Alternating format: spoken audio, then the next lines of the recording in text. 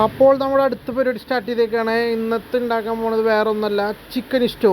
Chicken ഇഷ്ടവും പിന്നെ അപ്പന്നെ അപ്പം എന്തായാലും ആവട്ടെ. അപ്പോൾ നമ്മൾ വീണ്ടും പരിപാടി തുടങ്ങുകയാണ്. അടുപ്പ് കത്തിക്കുക, ചീഞ്ചട്ടി വയ്ക്കുക. അടുപ്പ് നല്ല വിറകടുപ്പാട്ടോ. ആദ്യം ഉണ്ടാക്കുമ്പോഴുള്ള ടേസ്റ്റ് വേറെ തന്നെയാണ്. അതിലേക്ക് നല്ല നമ്മുടെ പറമ്പിലൊക്കെ ഉണ്ടാക്കി തേങ്ങൻ്റെ മുകളിൽ എടുത്ത് തേങ്ങ വെളിച്ചെണ്ണ എടുക്കുക, ഒഴിക്കുക, പട്ട കറുവേപ്പില അതൊക്കെ ഇടുക. ഒക്കെ ഇട്ടിട്ടൊരു കറുവറ എന്നറിയുക. അത് കഴിഞ്ഞിട്ട് കിഴങ്ങ്, ക്യാരറ്റ്, പച്ചമുളക് ഇതൊക്കെ കൊണ്ട് ഇടാം. പിന്നെ അത് കഴിഞ്ഞിട്ട് സവോളയും കൂടെ ഇട്ട് കൊടുത്തേക്കില്ല. അതിനായിട്ട് ആര് പറയാനാ, അതങ്ങ് ഒപ്പം കൊണ്ട് ഇടുക. അങ്ങനെ അതൊക്കെ കൂടി ഒന്ന് നന്നായിട്ട് ഒന്ന് വഴറ്റുക. ആ വഴറ്റുന്നതിൻ്റെ ഇടയിൽ കുറച്ച് ഉപ്പ് ഇട്ടുണ്ടെങ്കിൽ അതൊക്കെ പെട്ടെന്നൊന്ന് ആയിക്കിട്ടും. പിന്നെ അത് കഴിഞ്ഞ് നന്നായിട്ട് കണ്ടില്ലേ, നല്ല വിറകടുപ്പാണ്. അതിൻ്റെ പോലെ നന്നായി ആയ അതിന് ശേഷം നമുക്ക് ചിക്കടാം.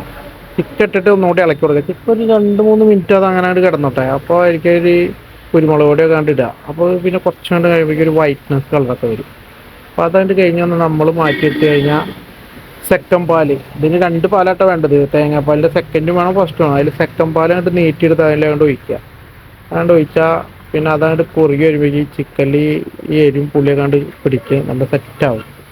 അതിനാണ് നമ്മൾ നീട്ടി 1-ാം പാൽ എടുക്കണം എന്ന് പറയുന്നത്. അതിനുശേഷം കറിവേപ്പില ഇടുക, നന്നായി തിളപ്പിക്കുക. ഏകദേശമൊക്കെ ഇത് ആവാറായി കഴിഞ്ഞാൽ നമുക്ക് ഈ ഫസ്റ്റ് പാലാണ്ട് ഒഴിച്ച് ഇങ്ങോട്ട് കുറുക്കിയെടുക്കുക.